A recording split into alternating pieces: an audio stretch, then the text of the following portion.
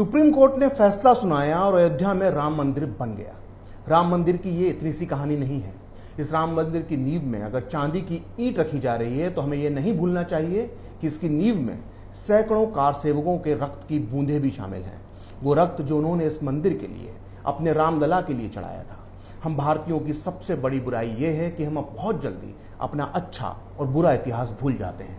हमारे आने वाली पीढ़ियों को हमें यह बताना होगा कि किस तरह से कार सेवकों ने 2 नवंबर 1990 के दिन राम मंदिर के लिए अपने प्राणों की आहुति दी थी। राम मंदिर की चकाचौंध पर हम सभी को गर्व है, लेकिन इस चकाचौंध में हमें याद रखना होगा कोठारी बंधुओं के बलिदान को, जिन्होंने अपनी जवानी इस मंदिर के लिए कुर्बान कर दी।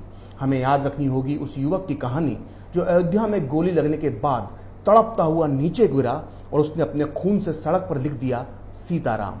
आज तक ये कोई नहीं जानता कि सीताराम उसका नाम था या उसने मरते मरते आखिरी बार अपने भगवान श्री राम और देवी सीता को नमन किया था।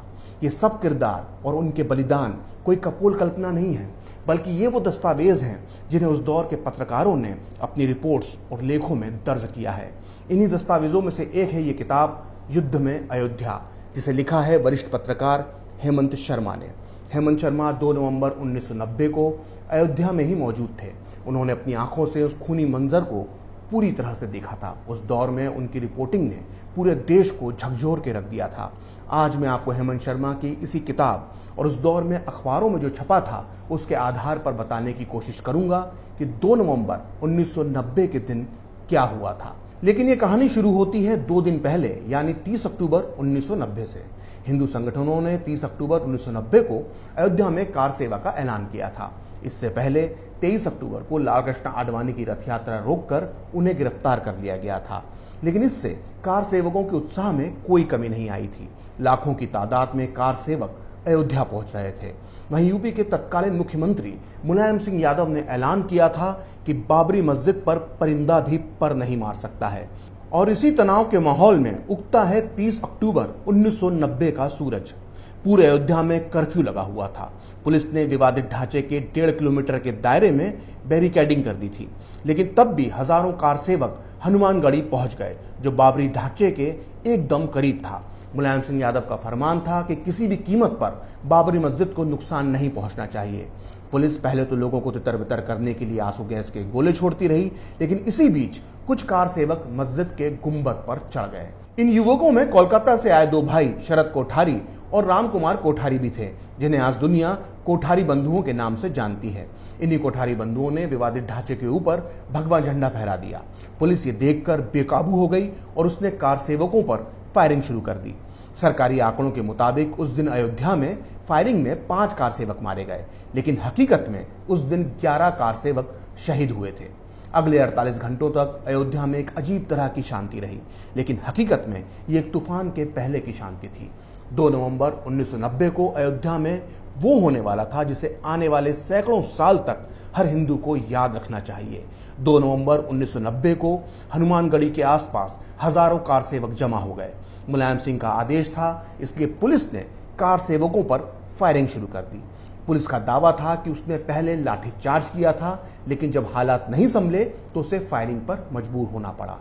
लेकिन इस घटना के चश्मदीद पत्रकार हेमंत शर्मा की यह किताब पुलिस के दावों की पोल खोल देती है। हेमंत शर्मा इस किताब में लिखते हैं कि दिगंबर अखाड़े की तरफ से आने वाला जुलूस सड़क पर बैठ गया और रामधुन गाने लगा। मैं अपने साथी संवाददाता जेपी शुक्ला के साथ दीवार से सट कर खड़ा हो गया, क्योंकि पुलिस की गोलियां हमारे अगल बगल से सनसनाती हुई निकल रही थीं। शुक्ला जी की एसएसपी सुभाष जोशी से झड़प भी हो गई। उनका कहना था कि जो लोग सड़क पर निहत्थे बैठे हुए हैं उन पर गोली क्यों चलाई जा रही है। हेमंत शर्मा आगे लिखते हैं कि तथ्य यह है कि प्रशासन ने कार सेवकों पर अंधाधुंध गोली तब चलाई जब वो सत्याग्रह के लिए सड़कों पर बैठकर रामधुन गा रहे थे। चश्मदीदों के मुताबिक पुलिस ने कार सेवकों पर बिना किसी चेतावनी के गोलियां चलाई।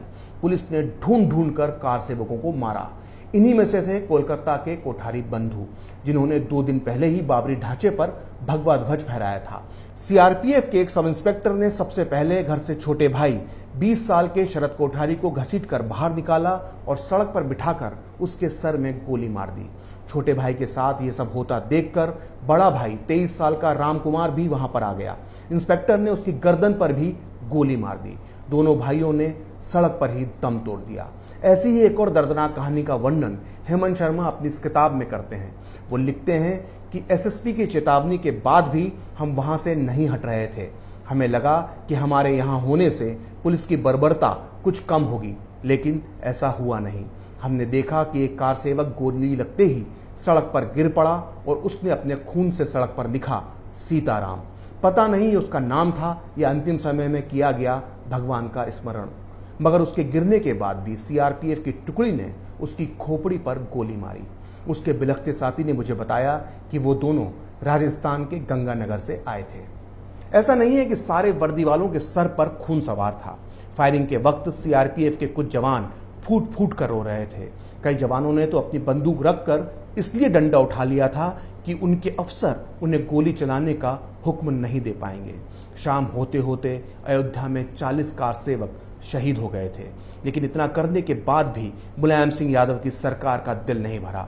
ये खबर अगले दिन लोगों तक ना पहुंचे, इसके लिए 3 नवंबर की सुबह बनारस, गोरखपुर, कानपुर और इलाहाबाद में अखबार नहीं बंटने दिए गए। लेकिन अगले दिन फैजाबाद में जो हुआ वो अभूतपूर्व था। सरकारी अफसरों की पत्नियों ने फैजाबाद के कमिश्नर मधुकर गुप्ता के घर पर धावा बोल दिया। वहां जो बातचीत हुई उसका दिलचस्प वर्णन हेमंत शर्मा ने अपनी किताब में किया है।